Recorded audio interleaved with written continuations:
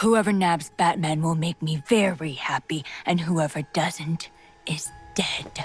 Welcome to Watch Mojo, and today we're counting down the biggest changes to the Batman mythos in the latest animated series, Batman Caped Crusader. It's Gotham, Pennyworth. Does the corruption really surprise you? Number 10. The setting.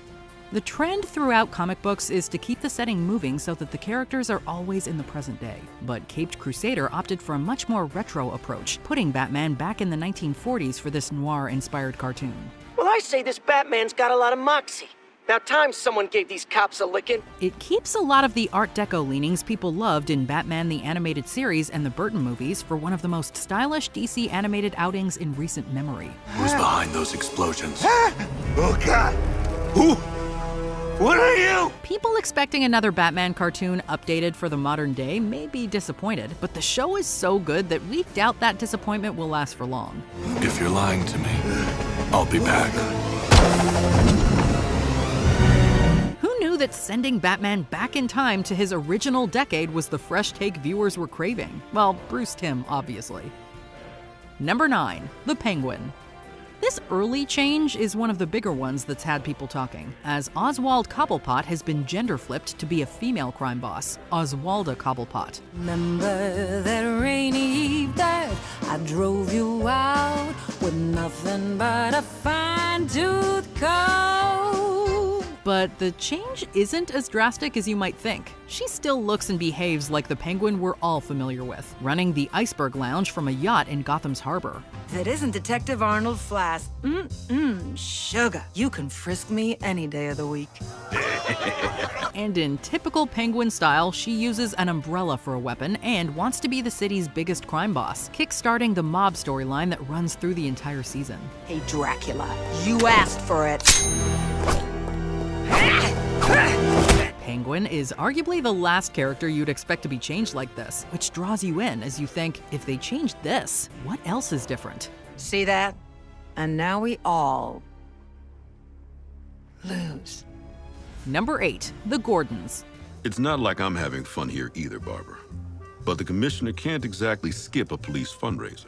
Jim and Barbara Gordon are different from their most often seen versions in a few ways. First, they're both black now. This isn't too surprising since both The Batman and the canceled Batgirl movie already cast black actors in the role, with Jeffrey Wright and Leslie Grace respectively taking them on. Commissioner Gordon. Harvey, you know my daughter? Know her? If I had my way, this little Spitfire would be working for me in the DA's office. Barbara's also a lawyer. It makes sense that her profession would need to be changed, since she's usually a computer specialist and that wouldn't be too useful in the 1940s. Ladies and gentlemen of the jury, with all due respect, the prosecution's case is absurd. Interestingly, though, Caped Crusader tackles Batman's early career. Jim Gordon is already the commissioner and widely regarded as Gotham's only trustworthy cop. Some things never change. Number 7. Catwoman. Now these are pearls. Hard to imagine anything more beautiful. Not that hard. Christina Ricci guest starred as Selina Kyle in this memorable episode, as Batman's crime fighting inadvertently inspires her to don a cat-themed costume and start stealing Gotham's most coveted jewels. Selina, they're going to turn off the electricity soon. And I, too, would like to be paid again someday. Hey, it's not my fault Daddy left us here with Bupkis, is it? Usually, but not always, Catwoman is stealing for the thrill of it. But here, she's stealing because she actually needs the money thanks to her father being in prison, though she definitely enjoys it too. In some other well-known versions of Catwoman's origin story, like in Year One or even in Gotham, she's never rich, instead growing up on the streets. Hi! Oof. You're 1,000 times sexier than that sketch in the paper. Who are you? Catwoman, dear. Obviously. But the shallow rich girl who turns to cat-themed crime is definitely reminiscent of the character's pulpy beginnings in the Golden Age. What can I say? You inspire me. Number 6. Firebug. When you think of arsonists in Batman's Rogues Gallery, you probably think of Garfield Lynns, aka Firefly. But as Firebug repeatedly points out himself, they are not to be confused, and in some older comics are actually rivals thanks to their similar gimmicks. Let's go, Firefly. It's time to take a ride. Actually, it's Firebug. Firefly predates Firebug by over 20 years, but Firebug is portrayed more like Linz as a compulsive arsonist in Caped Crusader. Can't you feel it? All of those people out there, longing for the flames, for the truth of the fire to show. Hey, Firefly, shut it. In his original comic run, the Joe Rigger Firebug doesn't just like burning down buildings. He actually wants revenge on 3 specific buildings he holds responsible for the accidental deaths of his loved ones. He's definitely been simplified for the show. Your lawyer was right. You are more dangerous than you look. Yes, but I used all my fuel now, so I guess I give up. Number 5. Gentleman Ghost.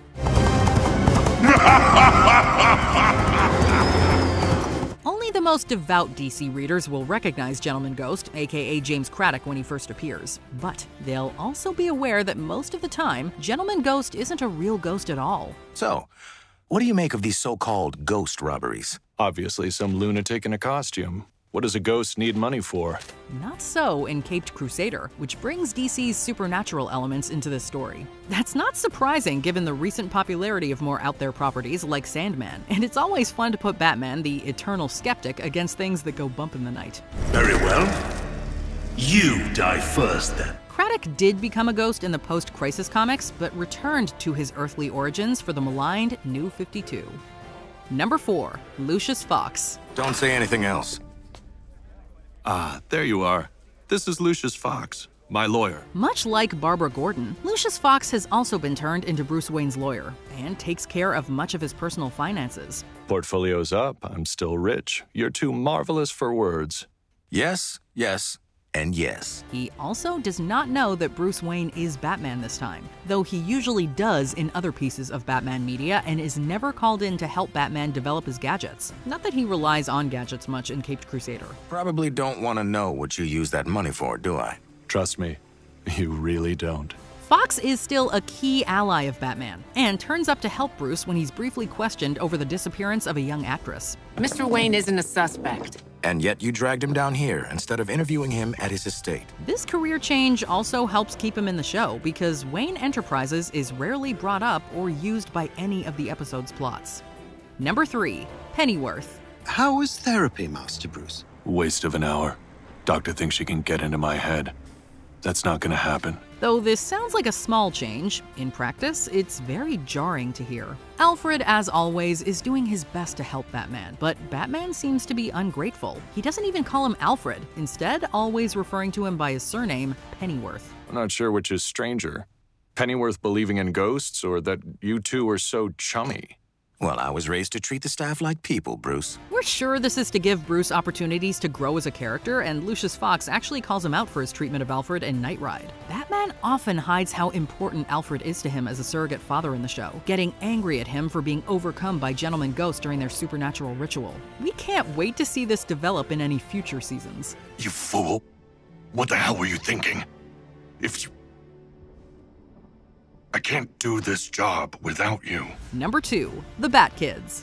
While the first and most popular Batgirl, Barbara Gordon, is a main character in Caped Crusader, the same isn't true for the rest of the Bat family. We're gonna get in trouble. Don't be such a worrywart.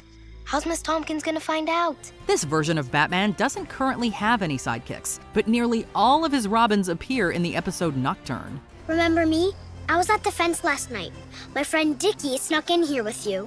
Oh, sure. Dickie, Jace, Steffi, and Carrie, the kidnapped orphans, are, of course, Dick Grayson, Jason Todd, Stephanie Brown, and Carrie Kelly, the latter of whom is Robin in The Dark Knight Returns. Who's missing? Steffi Brown. She was supposed to meet us by the merry-go-round, but she never showed. Making them all young kids living in the same orphanage is something we haven't seen before in the mythos, though it was a fun way to bring them all in, at least for a moment. Carrie even got to use her trademark slingshot.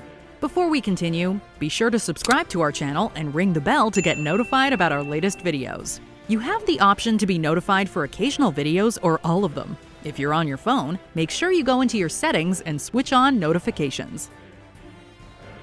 Number 1. Harley Quinn.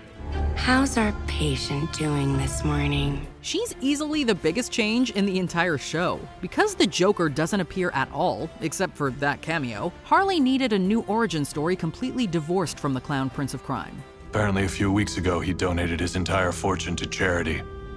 He always seemed like such a selfish man.